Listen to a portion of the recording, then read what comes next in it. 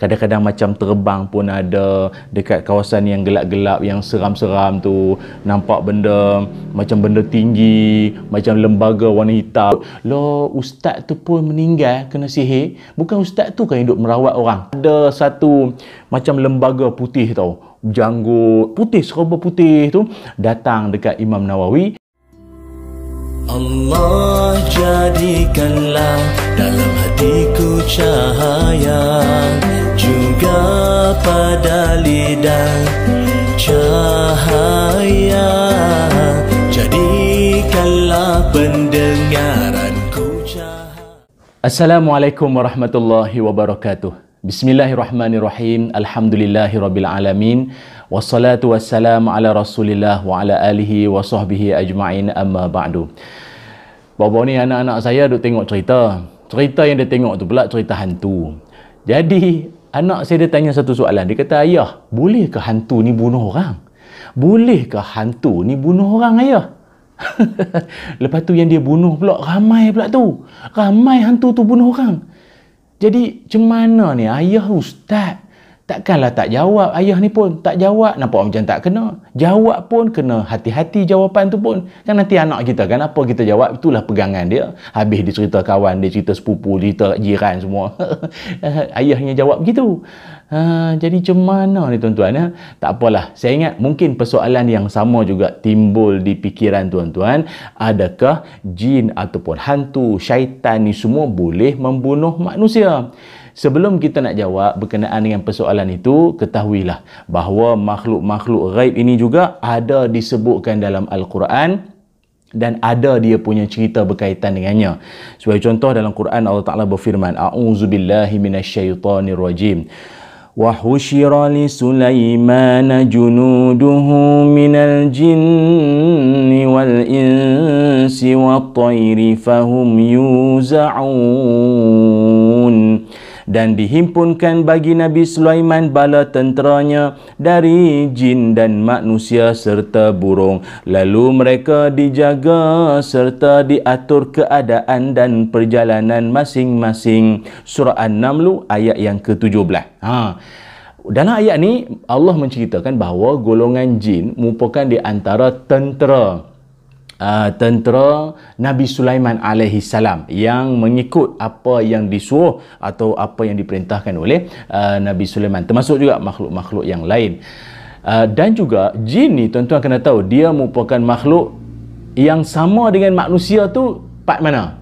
Iaitu dia merupakan makhluk yang diberikan tanggungjawab dan kewajipan. Dia ada ibadah-ibadah dia juga sama macam kita manusia.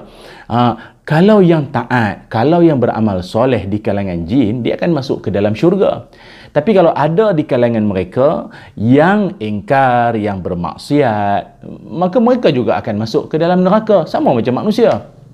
Cumanya, bezanya makhluk-makhluk yang kata jin, syaitan ni semua, mereka adalah makhluk yang kita tak nampak mereka. Mereka nampak kita. Itu masalah itu. Dia orang nampak kita. Kita tak nampak mereka tu semua. Tak nampak. Dalam Quran Allah Ta'ala berfirman, "A'udzubillahi minasyaitonirrajim. Innahu yarakum huwa wa qabiluhu min haitsu la tarawnahum." Sesungguhnya syaitan dan kaumnya melihat kamu dengan keadaan yang kamu tidak dapat melihat mereka. Surah Al-A'raf ayat 27. Sebab itu kita dengan makhluk-makhluk ghaib, termasuklah jin syaitan ni, kita tak nampak dia, tapi dia nampak kita.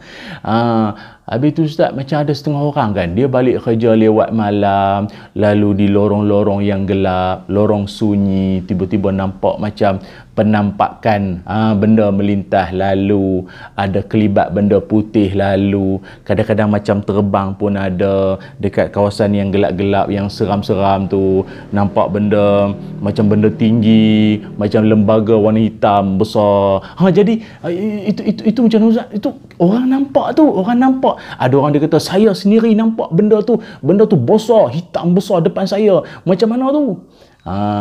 Jadi inilah yang kita nak kongsikan. Tenang. Jangan gelabah lagi. memang secara apa yang Allah Ta'ala sebutkan ini betul. Kita tak nampak dia, tapi dia nampak kita. Akan tetapi, kita kena percaya bahawa ada setengah-setengah keadaan Allah Ta'ala boleh mengizinkan benda tu berlaku. Maknanya apa? Ada setengah-setengah waktu tu Allah Ta'ala izin untuk dia menampakkan diri dia. Dia menampakkan keadaan rupa diri dia tu, dan setengah-setengah orang bukanlah kata rezeki, tapi nasib lah dia nampak benda-benda tu kan. Boleh nampak. Okey.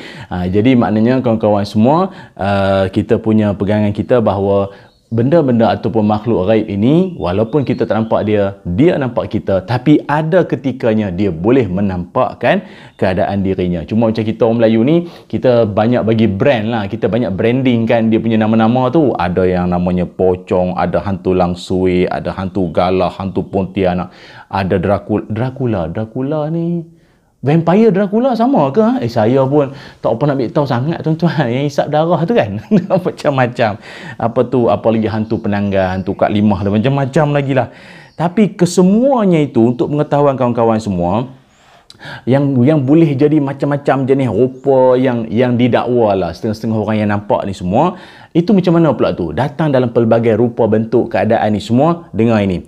Kata Syekh Muhammad Al-Shibli, beliau ada menyebutkan bahawa tidak syak lagi bahawa jin dan syaitan mampu untuk berubah-ubah bentuk, sama ada bentuk manusia ataupun haiwan.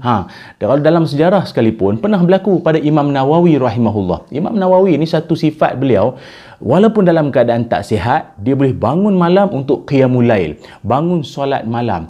Tengah solat malam, tengah berzikir, tiba-tiba ada satu macam lembaga putih tau, janggut putih, serba putih tu datang dekat Imam Nawawi yang tengah berzikir dengan suara yang nyaring pada waktu itu. Dia kata, awak zikir ni bagus, tapi zikir awak ni dengan nada yang kuat ni ganggu orang tengah tidur tu. Imam Nawawi perasan, ini bukan manusia biasa ni, ini makhluk lain ni. Terus minta berlindung pada Allah Ta'ala. Jadi tuan-tuan pun, kalau sekiranya ditakdirkan Allah Ta'ala kalau boleh minta jauh lah, minta tak mau nampak lah, tak mau. Tapi kalau terjumpa, maka inilah antara amalan ataupun ayat yang boleh dibaca. Bacalah, a'udzu bikalimatillahi tammati min syarri ma khalaq. Baca itu. Ataupun ustaz panjang tak pernah dengar, okeylah, a'udzubillahi minasyaitonirrajim. Baca itu. Jangan duk alif bata pula tuan ya. Bacalah ayatnya, minta berlindung pada Allah Taala. Okey, jadi rupanya kalau yang setengah-setengah orang dakwa dia nampak apa tu berubah bentuk, apa jadi bentuk orang, semua tu, itu memang kebolehan dia, sebagaimana yang berlaku pada Imam Nawawi tadi. Sejurus baca saja, minta perlindungan pada Allah Ta'ala tu, makhluk yang putih tadi tu yang datang pada Imam Nawawi tu, dia terus hilang. Sebab dia memang boleh, dia boleh menyerupai, dia boleh jadi orang, boleh jadi haiwan pun boleh. Dan ada setengah ulama yang berdepan dengan apa tu kucing hitam. Yang kucing hitam tu pun jelmaan daripada syaitan juga, jin syaitan juga pernah berlaku. Jadi kawan-kawan semua,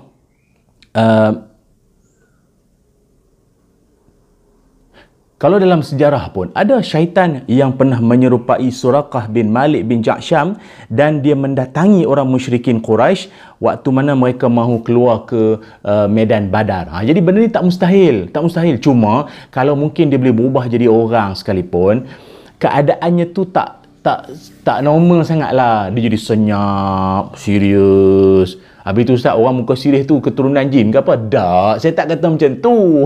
Tapi dia akan jadi pelik.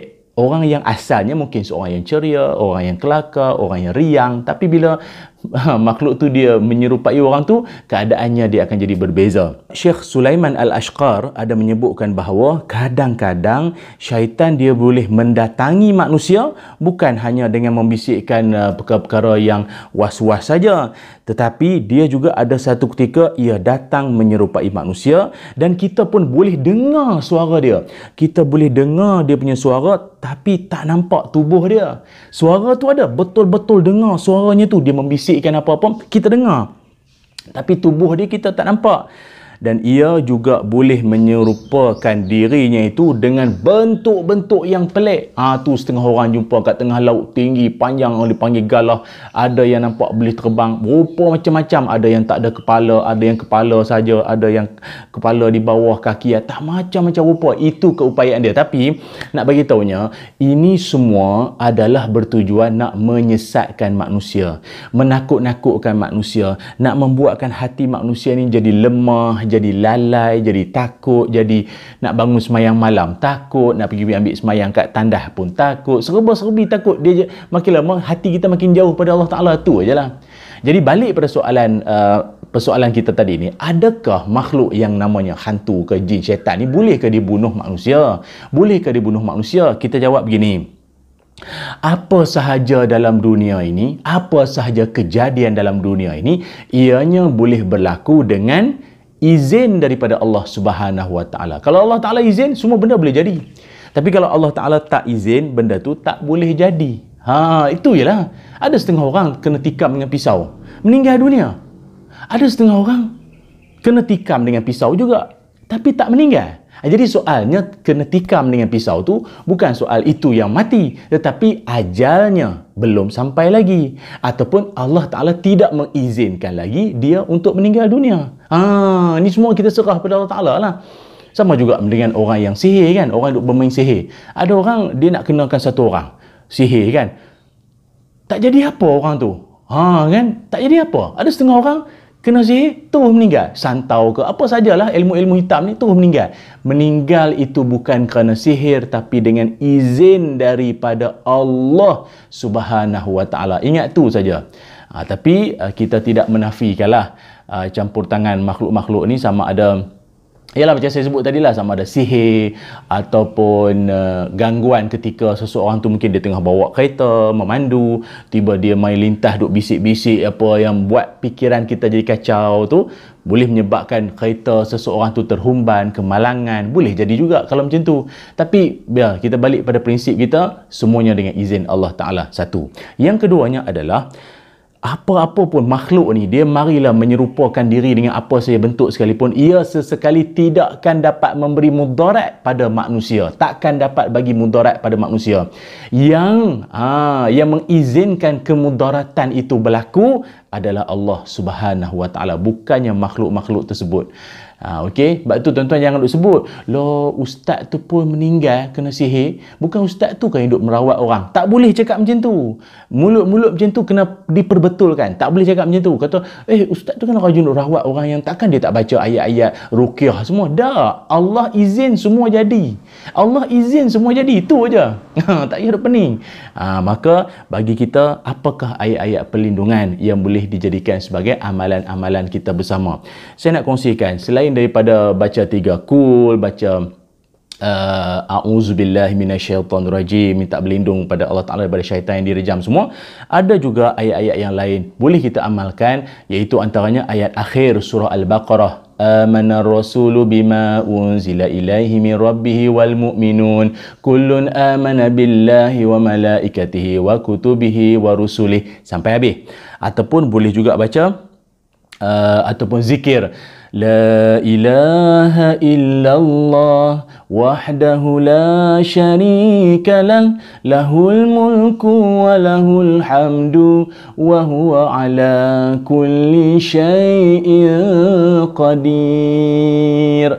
Zikir tersebut, siapa yang rajin duk amal, kata Nabi SAW, siapa baca sebanyak 100 kali, maka dia akan dapat pahala seumpama dia bebaskan 10 orang hamba, dituliskan baginya 100 kebaikan, dihapuskan daripadanya 100 keburukan, dan dia akan dapat perlindungan daripada gangguan syaitan pada hari tersebut sampai waktu petang.